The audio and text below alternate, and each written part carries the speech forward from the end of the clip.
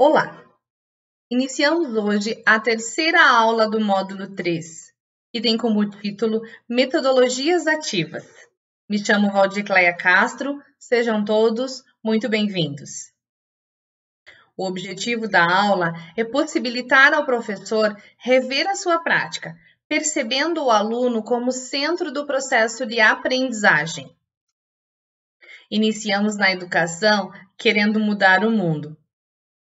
Revolucionar, né? Mas quando chegamos lá, percebemos que a realidade não é bem a que imaginávamos. Ensinar essa geração é um grande desafio.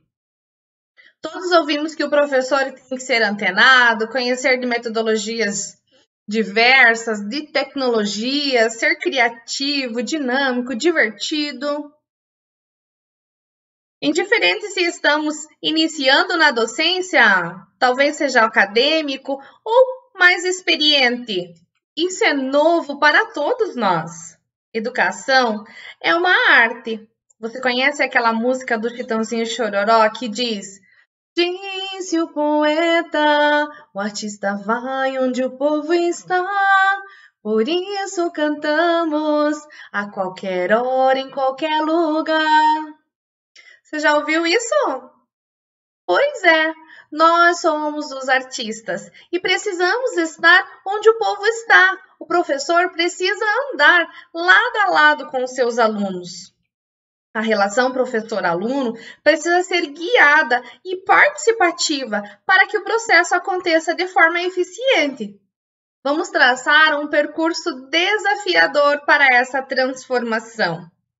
Para que isso aconteça, vamos conhecer o método 4FE, criado pela professora Janaína Mourão, que significa 4 frontes do engajamento. Quais são elas? Norte, ponto de partida, trajetória e o pé na estrada com GPS. Para entender melhor esse método, vou exemplificar através de uma metáfora no vídeo a seguir. Imagine que você vai fazer uma viagem. Qual a primeira decisão que você toma? Com certeza é o destino.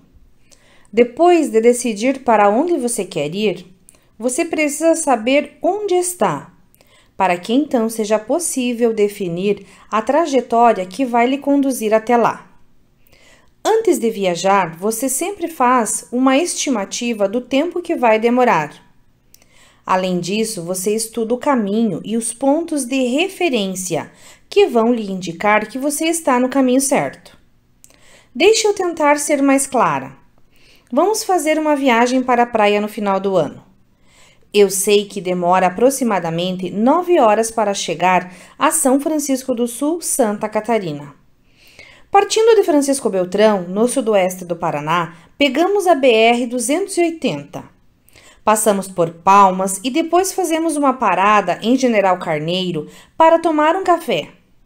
Seguimos a viagem, adentramos no estado de Santa Catarina, passamos por Porto União, Canoinhas, Mafra, Rio Negrinho, para então chegar à Serra do Mar, que vamos precisar descer, pegar o caminho das praias e, consequentemente, São Francisco do Sul. Esses pontos de referência precisam me guiar na trajetória. Quando efetivamente coloco o pé na estrada, eu levo instrumentos que me darão o suporte necessário para que eu chegue no local onde almejo. Se você ainda está se perguntando o que isso tem a ver com a educação, o que quero dizer com essa metáfora é que precisamos ter objetivos de aprendizagem que nos norteiam. Conhecer o ponto de partida dos nossos alunos, ou seja, o que eles já sabem. Traçar uma trajetória que envolva evidências de aprendizagem, que lhes indiquem que os alunos estão realmente se desenvolvendo, assim como atividades instrucionais e ideais para aquela aprendizagem. Por fim, ir para a sala de aula com os recursos certos, como, por exemplo, técnicas de mediação e inclusão. Bom, eu vou lhe explicar cada uma dessas fronteiras que você precisa atravessar.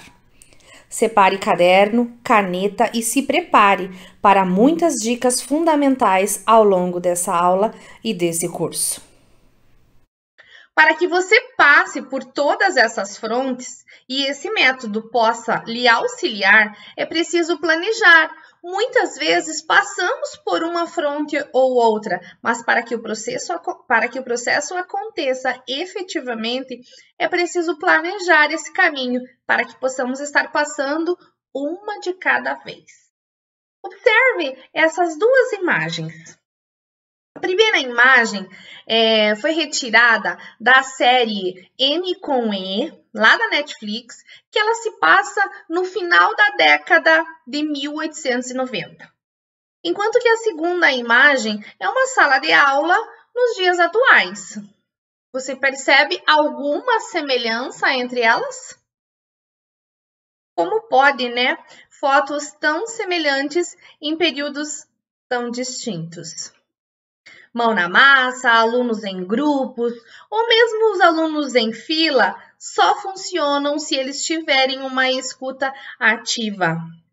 Os recursos que você utiliza, sejam as mídias, né, a tecnologia, jogos, ou seja lá o que você costuma utilizar na sala de aula, é apenas um recurso. Vamos entender, então, cada um daquelas frontes que eu citei anteriormente? A primeira delas é o norte. É fundamental que saibamos onde queremos chegar. São os objetivos de aprendizagem. Eu preciso identificar quais os objetivos que eu quero que os meus alunos tenham no final do processo, no final daquele ensino, no final daquela aula que eu vou construir. Objetivos de aprendizagem é diferente de conteúdo. Está relacionado ao ensinar e não ao que se aprende.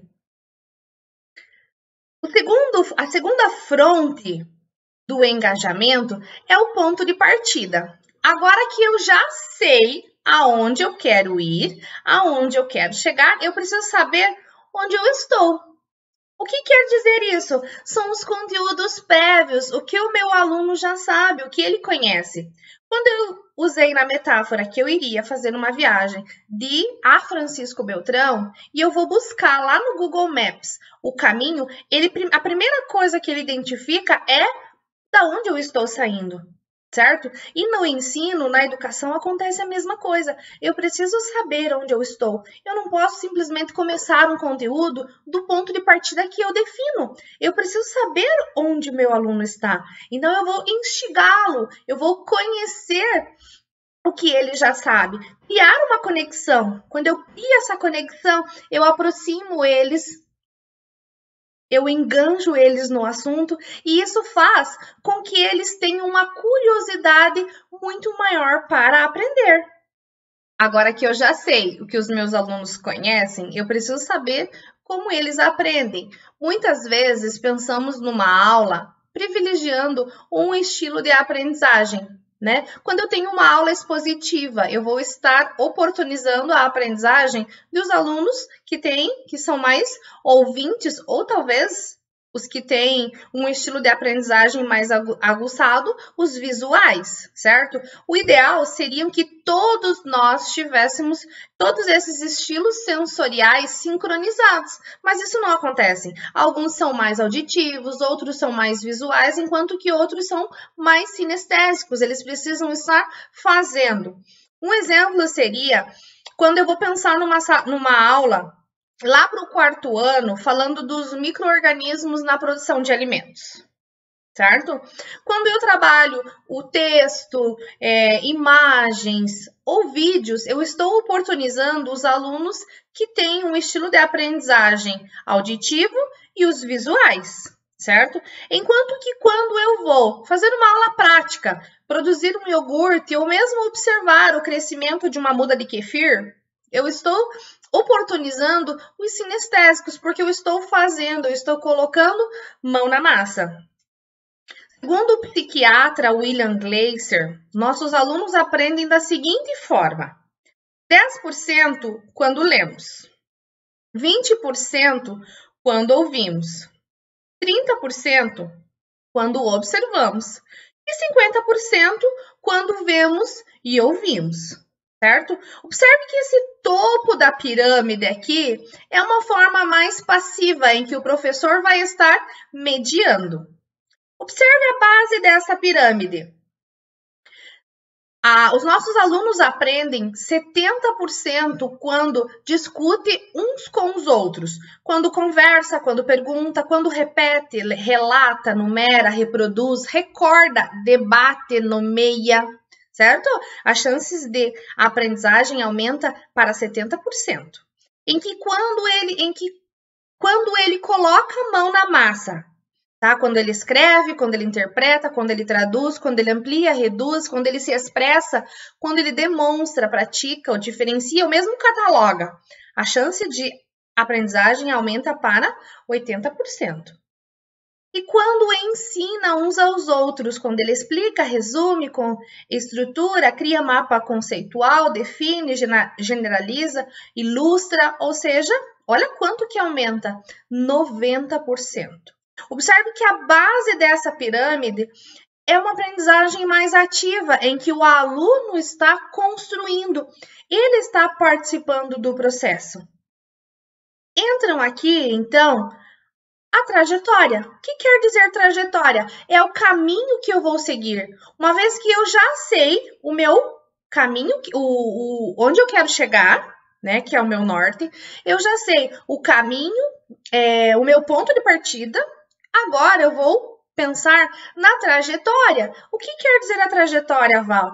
É como eu vou chegar até aquele determinado destino, que são as metodologias que eu vou utilizar. Eu posso utilizar uma metodologia tradicional? Claro que eu posso, nós aprendemos assim, certo? Mas será que eu vou usar somente essa metodologia em que as chances que o meu aluno terá de aprender é menor? Ou eu posso usar uma aprendizagem mais ativa? Vamos entender as duas um pouquinho melhor. Então, no método tradicional, é como nós aprendemos, né? Em que o professor, ele é o centro do processo. O professor é que está ativo, né? Ele repassa o conteúdo enquanto que os alunos fazem as atividades, realizam os exercícios e depois a avaliação acontece. Enquanto que numa metodologia ativa, o aluno, ele é o centro do processo. O professor, o espaço escolar, as tecnologias que ele utiliza fazem parte do processo, certo? Nesse método, o aluno, ele é o agente principal, porque ele é que vai estar construindo.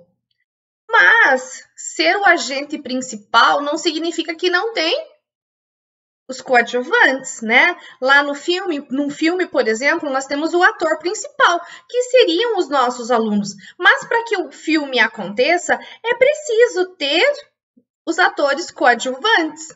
Não é preciso para que o sucesso aconteça? Isso acontece também na nossa sala de aula. O aluno, ele é o centro do processo, mas o professor e as metodologias que ele utiliza são os atores coadjuvantes, certo?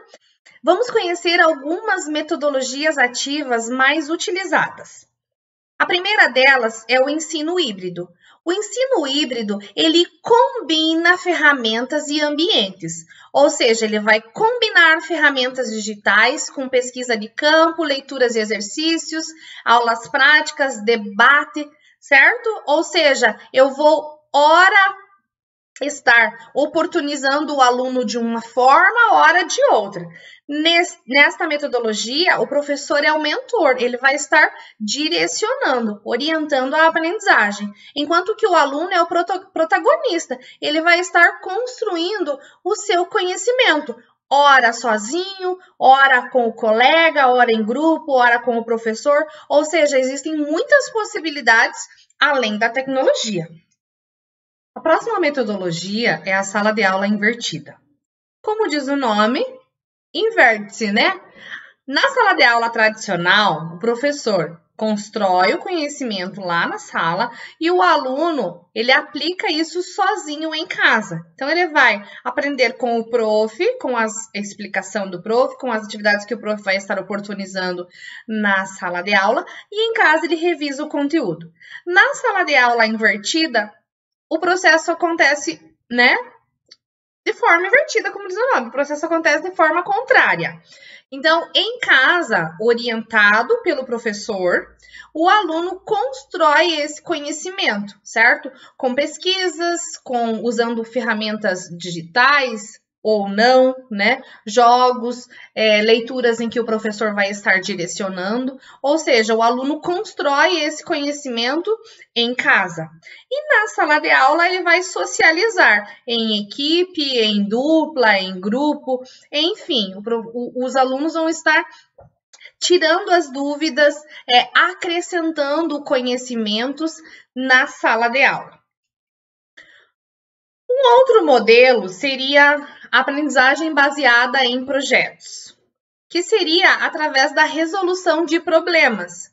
Segundo Hernandes, a aprendizagem baseada em projetos possui os aspectos relevantes da seguinte forma: escolha do tema, atividades do docente após a escolha do projeto, atividades dos alunos, tratamento da informação e a busca de fontes de informação.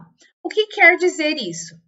A partir da escolha de um tema, certo? O professor, ele vai identificar quais os objetivos de aprendizagem que eu quero atingir, certo?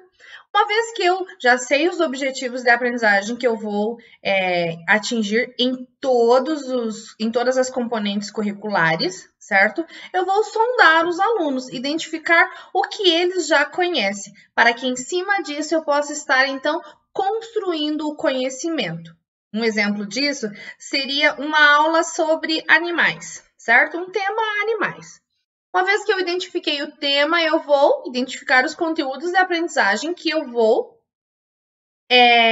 realizar, ou que eu vou atingir naquele determinado ano, né? Então, tudo sobre animais. Então, o estilo de vida dos animais, que animais, onde eles vivem, como que o corpo é coberto, né? Enfim, tudo sobre animais. Aí, uma vez que eu já identifiquei esses objetivos de aprendizagem, eu vou levar isso para a sala e eu vou levar o projeto para os alunos. Vamos resolver o problema. Vamos ter que trabalhar sobre animais. O que eles conhecem sobre animais? Certo? Aí eles vão dizer, eu conheço alguns animais, né? Eu conheço cobra, cachorro, gato, conheço peixe, enfim. Nossa, eu vou identificando as diferenças desses animais, certo? Esses animais podem morar onde esses animais moram, eles moram no mesmo lugar. Esses animais têm o corpo coberto do quê? Certo? Se alimentam do quê? Onde que eles vivem? Em que região eu encontro eles? Já vou estar trabalhando geografia, né? Posso estar trabalhando quantidade, vou estar trabalhando se eles estão ou não em extinção.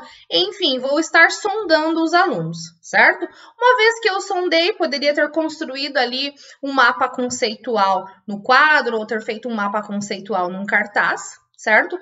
Vou realizar atividades, aí sim eu vou estar desenvolvendo esse meu projeto, sempre linkando lá, eu vou estar lembrando do conteúdo que eles já me trouxeram, do conteúdo prévio, vou estar fazendo essa ponte, essa relação entre o que eles já conheciam com o que eu quero que eles conheçam, certo?